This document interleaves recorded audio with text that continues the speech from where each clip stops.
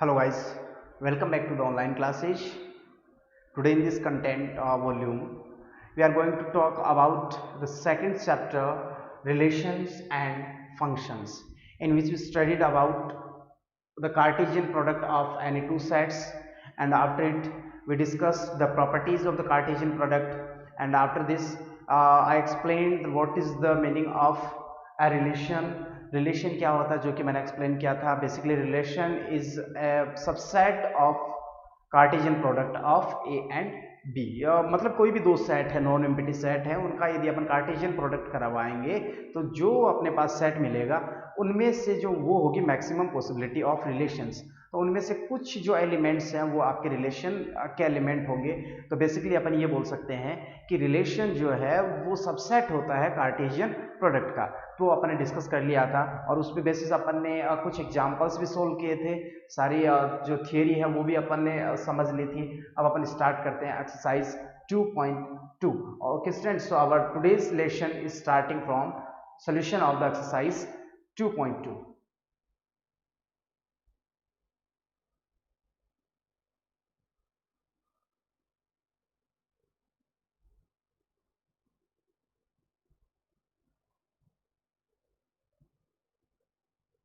So it is our first question. ये अपने पास फर्स्ट क्वेश्चन दे रखा है. Let a is equals to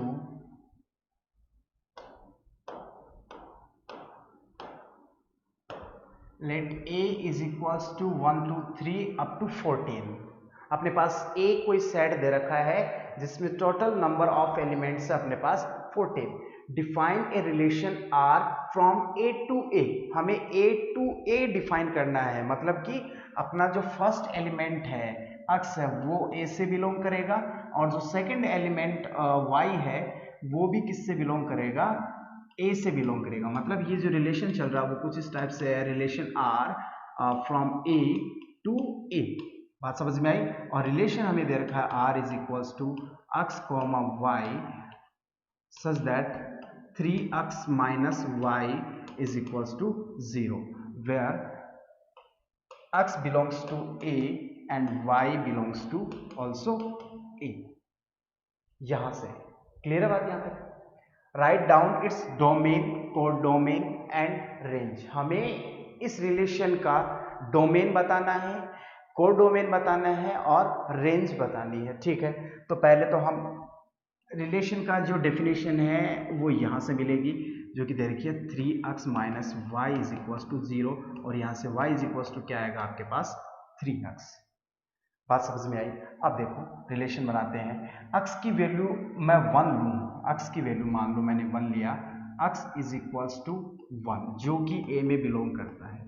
तो यहाँ से देन y क्या मिलेगा, y मिलेगा आपको 3 और ये भी किस में बिलोंग करता है, a में बिलोंग करता है. ठीक है यहाँ तक. सेकंड मान लो मैंने x इज इक्वल्स टू 2 लिया जो कि a में बिलोंग कर रहा है, तो y आपका क्या आएगा 6 आएगा, क्योंकि ये 3 टाइम्स ऑफ x होता है, ये भी आपका a में बिलोंग करता है. मैंने x इज इक्वल्स टू 3 लिया जो कि a में बिलोंग कर रहा है, तो y इज इक्वल्स टू क्या मिलेगा आपको 2 3 3 जा 9 और ये भी किस में बिलोंग करता है, a में बिलोंग करता है. बात समझ में आई. मैंने x इज इक्वल्स टू 4 लेना चाहा जो कि a में बिलोंग करता है, तो आपके पास y इज इक्वल्स टू क्या आएगा 4 3 जा 12 और ये भी किस में बिलोंग करता है, a में बिलोंग करता है. मैंने x इज इक्वल्स टू 5 लिया जो कि a में बिलोंग करता है, फिर तो y क्या आएगा, y इज इक्वल्स टू 15 आएगा, लेकिन ये a में बिलोंग नहीं करता क्योंकि a में टोटल एलिमेंट्स कितने हैं 14 तक है, 1 टू 14. ऐसे ही मैं 6 लूँ, x इज इक्वल्स टू 6, तो आपका ये तो a में बिलोंग करता है, लेकिन y इज इक्वल्स टू क्या आएगा 18 आएगा, which does not belongs to a. तो इसका मतलब आगे लेने से कोई मतलब नहीं है. अब देखो आपका रिलेशन क्या बनेगा, r इज इक्वल्स टू क्या बनेगा आपके पास 1 के लिए बना 3. अब अपन ऑर्डर पेयर बनाएंगे 1,3, सेकेंड बना 2,6, थर्ड बनेगा 3,9, फोर्थ बनेगा 4,12. बस यही पॉसिबल होंगे. बात समझ में आई. अब देखो हमें इसके लिए क्या फाइंड आउट करना है, इसकी पहले हमें फाइंड आउट करना है डोमेन. तो डोमेन क्या हुआ, domain of R is equals to क्या क्या मिलेगा 1 2 3 एंड 4 1 2 3 4 फिर कोडोमेन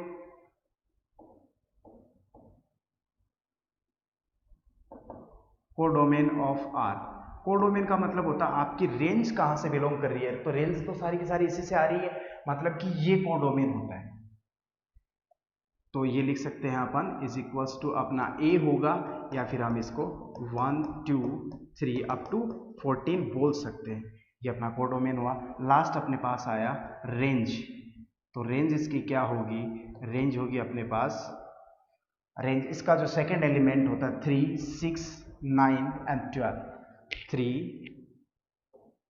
6 9 एंड 12 ये आपकी क्या होगी रेंज क्लियर है यहाँ तक तो ये इतना सा फंडामेंटल था फर्स्ट क्वेश्चन का I hope so you understood अब देखो नेक्स्ट पे चलते हैं नेक्स्ट की बात करें अपन क्वेश्चन नंबर सेकंड ये रहेगा define a relation R on the set N of natural number R is equals to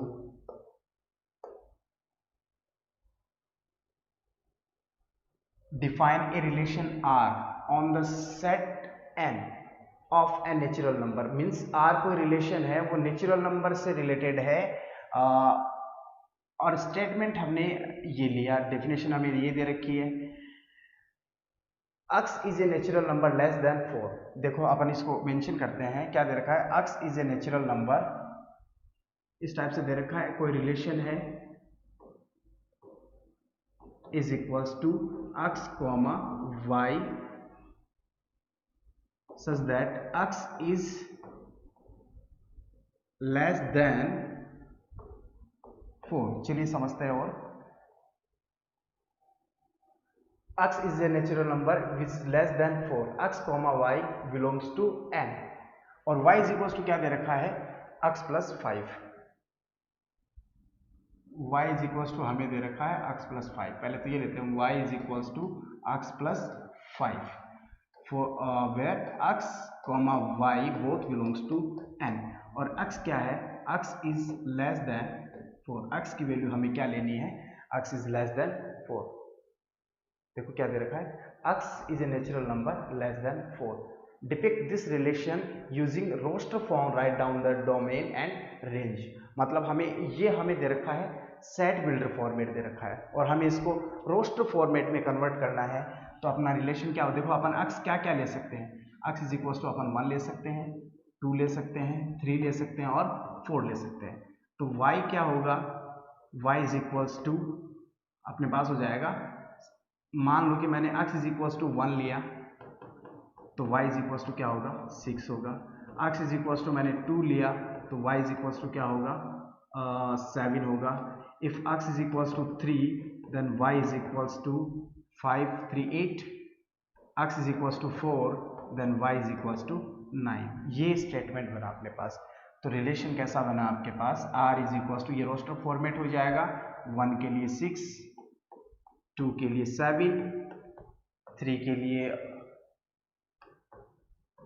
8 और 4 के लिए 9 ये बना आपके पास रिलेशन बात समझ में आ गई और यहाँ पे देखो ये सभी जो एलिमेंट्स हैं x y के सभी एलिमेंट्स किस में बिलोंग कर रहे हैं नेचुरल नंबर में बिलोंग करते हैं अब हमें आगे के बाद depict this relationship using roster form हमने रोस्टर फॉर्म में इसको कन्वर्ट किया write down the domain and the range तो इसका डोमेन हो गया डोमेन अपने पास आएगा 1 2 3 एंड 4 और रेंज आपके पास क्या होगी 6 7 8 एंड 9 बात समझ में आई यहाँ तक तो ये अपना क्वेश्चन नंबर सेकंड का सॉल्यूशन हुआ अब देखो अपन स्टार्ट करते हैं next question number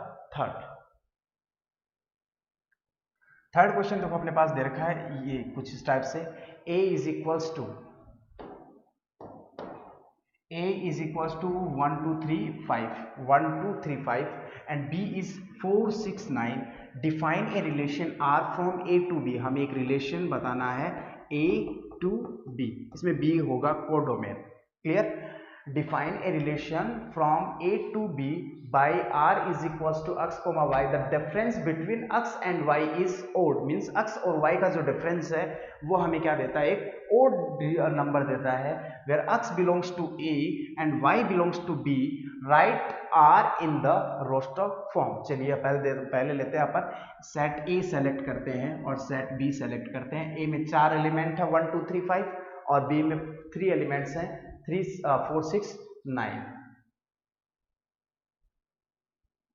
set A is equals to 1 2 3 5 और B में आपके पास है 4 6 और 9 था क्या थर्ड, 4 6 एंड 4 6 एंड 9 ये बना. अब हमें सेट क्या बनाना है, A टू B में रिलेशन ये दे रखा है, जो भी रिलेशन है A टू B में है. और सेकंड क्या दे रखा है, जो रिलेशन को इस टाइप से डिफाइन कर रखा है R is equals to x, y such that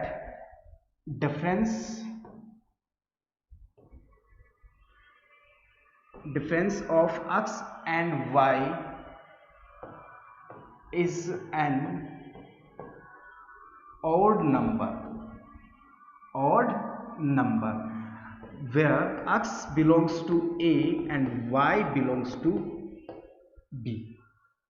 अब हमें पहले तो इसका रोस्टर फॉर्म बनाना है and this the solution of the question number 3. ठीक है यहाँ तक. अब देखो हम इसका सॉल्यूशन बनाएं तो हमें क्या बनाएगा, रोस्टर फॉर्मेट बनाएं तो अपने को क्या मिलेगा. देखो 1 का ऐसे, देखो 1 का रिलेशन किसके साथ बनाएंगे, देखो 1 को 4 में से या 4 को 1 में से माइनस करें.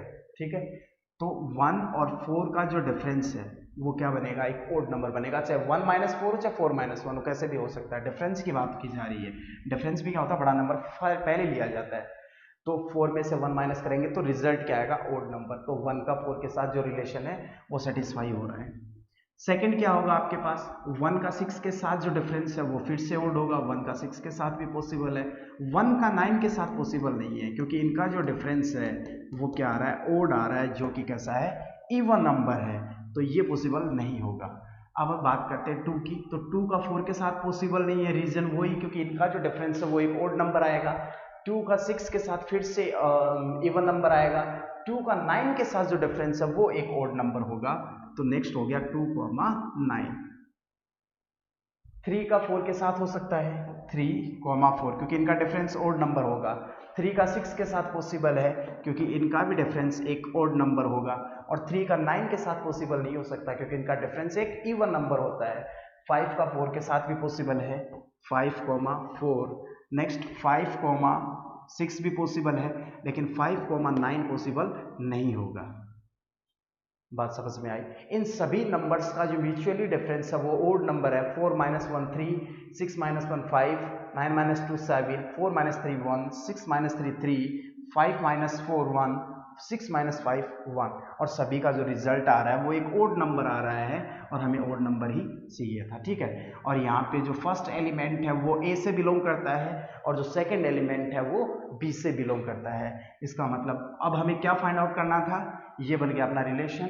और हमें फाइंड आउट करना था right R in roster form. हमें इसको रोस्टर फॉर्म में लिखना था और हमने अपना रिलेशन रोस्टर फॉर्म में फाइंड आउट कर लिया. क्लियर है. चलिए स्टूडेंट आप करते हैं next question. Question number 4. Structure is given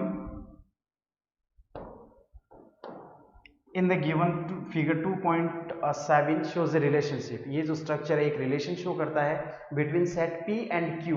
right this relation in set builder form. पहले हमें क्या करना है, इसको सेट बिल्डर फॉर्म में लिखना है, मतलब कि ये एक सेट बिल्डर फॉर्म है. ठीक है यहाँ तक.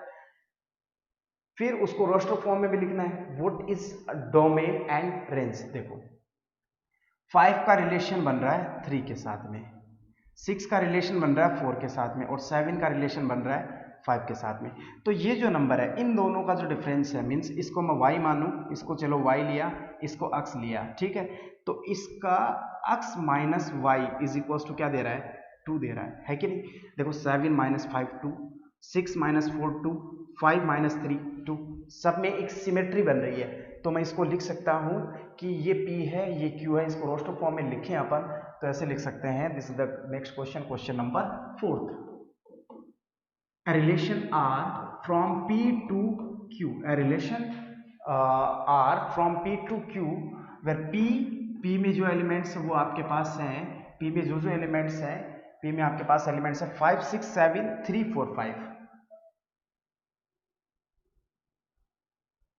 5 6 7 और Q में है आपके पास 3 4 एंड 5, ये एलिमेंट्स है। अब देखो इसको बनाते हैं, R is equals to ordered pair of x, y such that इन दोनों का difference x minus y is equals to 2 आ रहा है, where x belongs to P and y belongs to Q। ये अपना हो गया set builder format, first complete. Second roster format, तो रोस्टर फॉर्म में अपने पास आएगा 5 का 3 के साथ रिलेशन है, 5, 3 5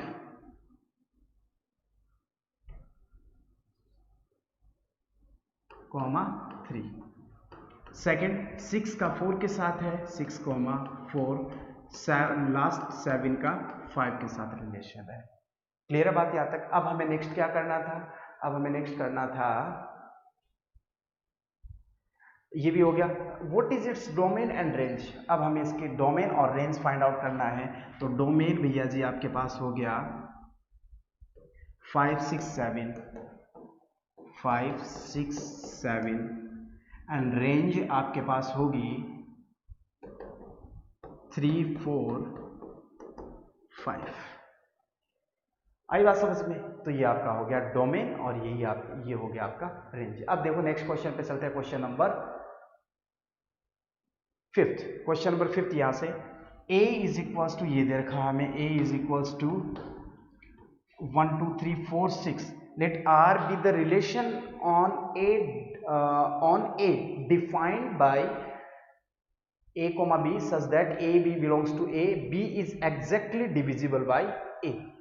ठीक है, अब दोनों ही a और b दोनों ही किस में बिलोंग करते हैं? a में बिलोंग करते हैं, और b जो है वो a से एग्जैक्टली डिविजिबल है, exactly divisible by a। b जो है वो एग्जैक्टली a से डिविजिबल है। तो देखो लिखते हैं अपन, एलिमेंट्स आपके पास 1 2 3 4 6। देखो a सेट दे रखा आपके पास 1 2 3 4 एंड 6, रिलेशन अपने को दे रखा है, और जो रिलेशन वैसे है r such that a to a, ये रिलेशन है, is equals to a, b such that a and b both belongs to a। आगे हमें दे रखा है b is exactly divisible by a, so b is divisible by a, means b जो है वो a से डिविजिबल है। ठीक है, अब हमें इसको क्या करना है? इसके लिए हमें राइट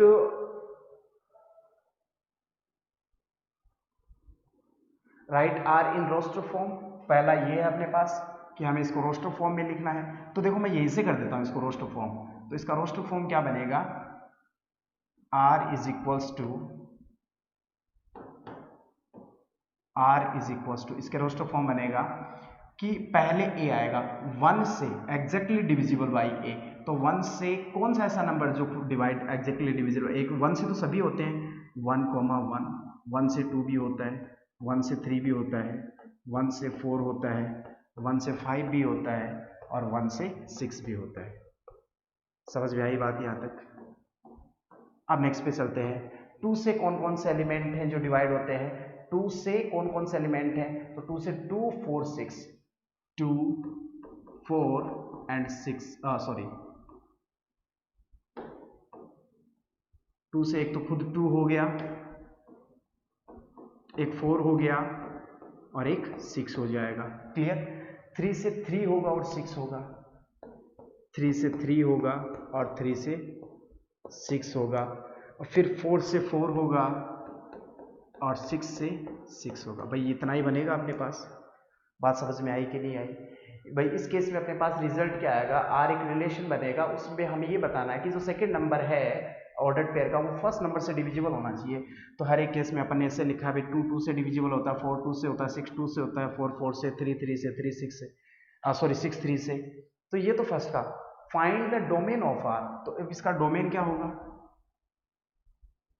इसका डोमेन है वो होगा आपके पास 1 2, डोमेन में क्या क्या आ जाएंगे, 1 आएगा, फिर 2 आएगा, फिर 3 आएगा, 4 आएगा और 6 आएगा, सभी आ जाएंगे 1 2 3 4 and 6 means first element of ordered pair.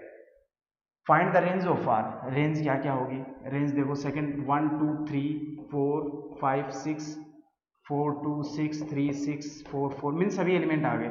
5 कहाँ से आ गया, इसमें 5 तो होना ही नहीं चाहिए था ना, ये नहीं होगा, ये गलत हो गया क्योंकि 5 है ही नहीं। तो ये इसमें भी ये आ जाएंगे 1 2 3 4 एंड 6। बात समझ में आ गई यहाँ तक? तो इसका सोल्यूशन मैंने यहीं पे कर दिया है। अब चलते हैं नेक्स्ट क्वेश्चन पे, क्वेश्चन नंबर 6। देखो 6 क्वेश्चन क्या है, determine the domain and range of the relation R defined by, ऐसे डिफाइन कर रखा है तो अक्ष इसमें बिलोंग कर रहा है, तो अपना रिलेशन क्या बनेगा, रिलेशन अपने पास बनेगा r इज इक्वल्स टू, अक्ष की जगह पे 0 रखा तो ये क्या बनेगा 5 0 5। बात समझ में आई है? अक्ष की जगह 1 रखा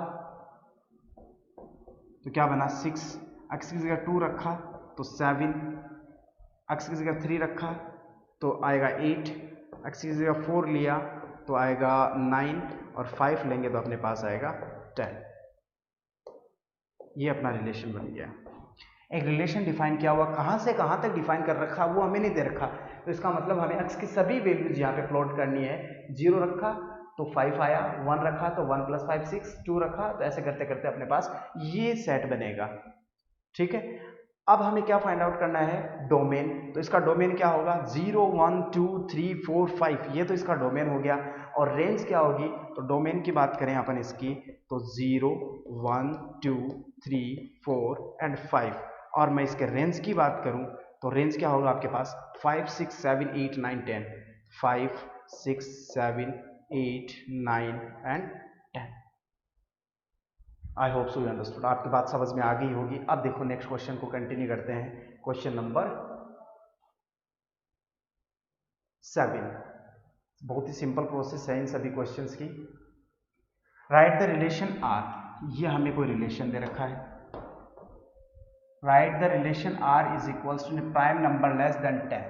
अक्स क्या है, प्राइम नंबर है जो कि 10 से छोटा है, अक्स एक प्राइम नंबर है जो कि 10 से छोटा है इन रोस्टर फॉर्म, और फिर हमें उसका रोस्टर फॉर्म में कन्वर्ट करना है। तो चलिए करते हैं स्टार्ट, और ये क्वेश्चन नंबर शायद 7 है। रिलेशन दे रखा है x comma x cube, x is a prime number less then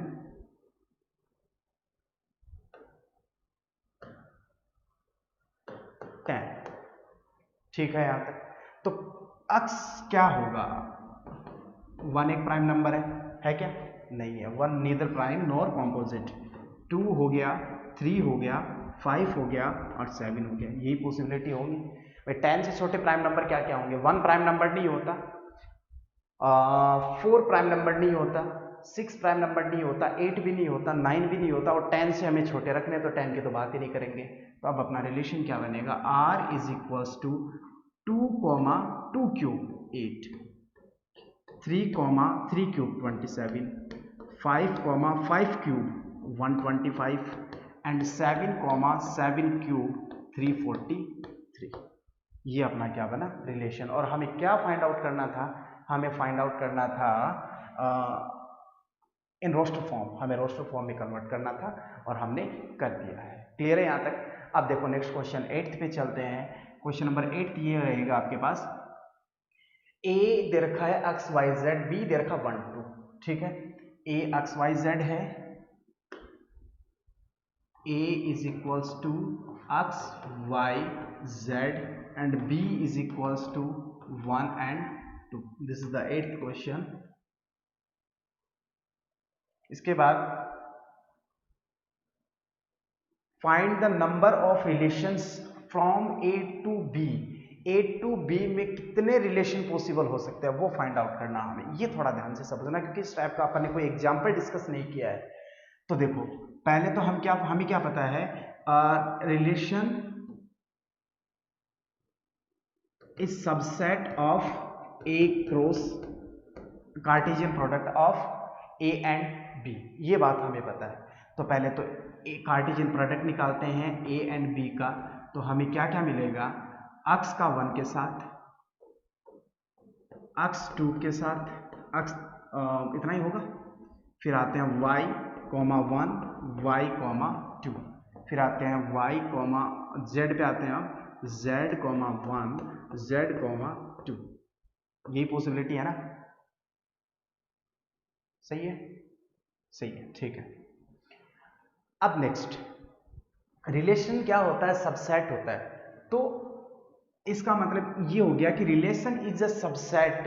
तो कितने रिलेशन बनेंगे वो पता करेंगे कि हम A क्रॉस B के सबसेट कितने होते हैं. जैसे मान लेते हैं A में 5 एलिमेंट हैं तो इसके सबसेट्स क्या बनेंगे, number of subset to the power m.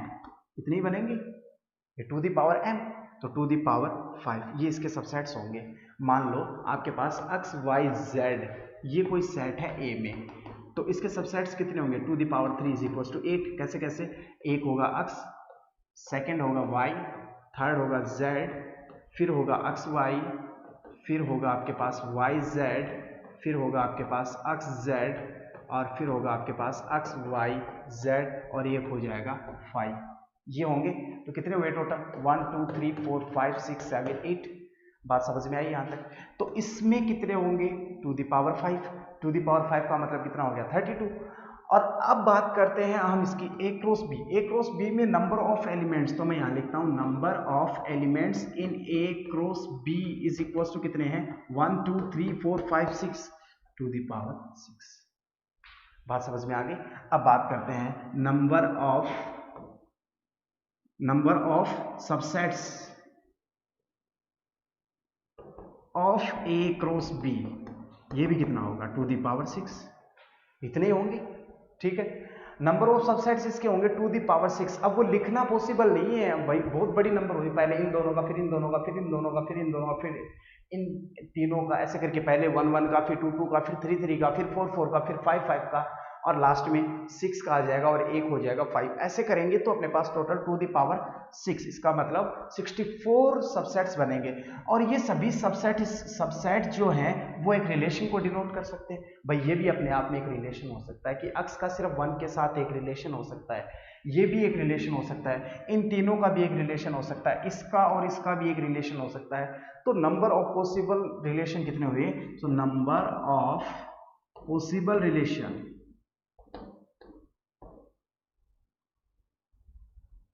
is also to the power 6 और अपन बोल सकते हैं इसको 64.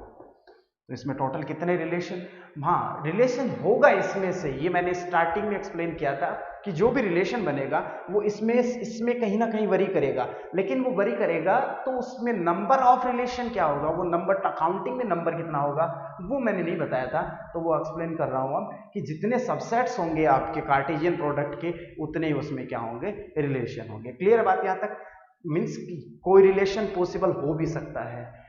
मतलब मैंने ये कहा कि x का रिलेशन 3 के साथ, तो सेट में एलिमेंट ही नहीं है तो वो रिलेशन कहां से हुआ, लेकिन वो उसका कोई रिलेशन मतलब एलिमेंट नहीं देगा, लेकिन रिलेशन तो बन गया ना अपने आप में, ना होना भी एक रिलेशन है. यहाँ पे बात समझ में आई. तो ये अपना आंसर हो गया. अब चलते हैं क्वेश्चन नंबर 9 पे, and this is the last and final question of the exercise. Question क्या दे रखा है, let r be the relation on z. z का मतलब होता है इंटीजर, z का क्या मतलब हो गया, एक इंटीजर हो गया. यह यहाँ चलो देखते हैं आगे. a, b such that ab belongs to z and a minus b is an integer. a minus b क्या आएगा, एक इंटीजर आएगा. हमें क्या फाइंड आउट करना है, डोमेन फाइंड आउट करनी है और रेंज फाइंड आउट करनी है. तो सबसे पहले तो क्या है, z में डिफाइन किया हुआ है, और ए बी दोनों किस में बिलोंग कर रहे हैं, जेड में बिलोंग कर रहे हैं। तो मैं इसको यूं ले रहा हूं, a relation R defined from Z to Z, ठीक है। A belongs to कोई सेट दे रखे हैं, सेट तो दे नहीं रखा ना। R is equals to A comma B such that A minus B is an integer, ठीक है। Where A comma B both belongs to Z, ये दे रखा होगा शायद, एक बार फिर से चेक करते हैं। A minus b is an integer, A comma B belongs to Z, A comma B, और ये आपका Z टू Z में डिफाइन किया गया है। क्लियर है यहाँ तक? अब देखो हमें क्या क्या फाइंड आउट करना है, हमें फाइंड आउट करना है डोमेन एंड रेंज, हमें फाइंड आउट करना डोमेन एंड रेंज।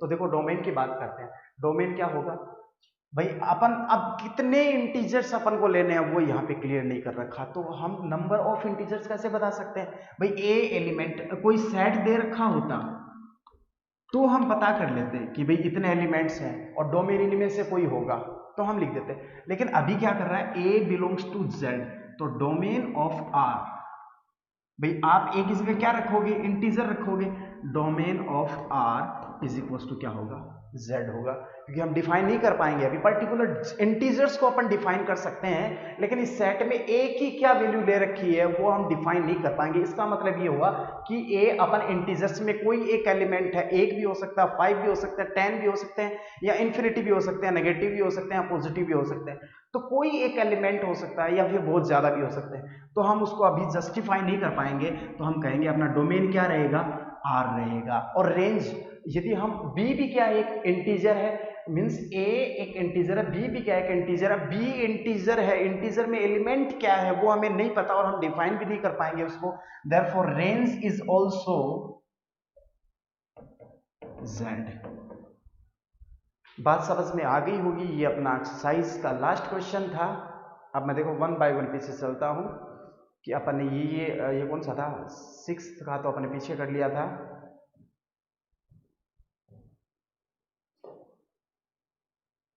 फर्स्ट कहाँ किया था,